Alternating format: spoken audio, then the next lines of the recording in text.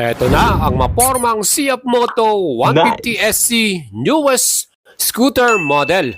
Aba, napakaganda rin ng kanyang LED eyebrow daytime running light with pass switch and hazard light. Aba, perfecto. Plus ang kanyang flowing style taillight design. Talagang astig at maporma. Ayan mga idol, pagdating sa kanyang front face V-shape at sporty ang design niya.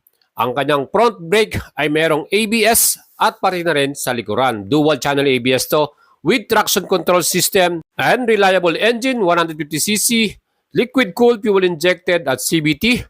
Meron na siyang keyless start, 8.5 liters ang kanyang fuel at meron na itong glove box compartment with type A and C pocket charger. 30 liters ang kanyang luggage compartment. Ang dami ting malalagay na gamit dyan. At equipped din to ng stop and start system para sa mas magabang fuel consumption na merong average 46 km per liter.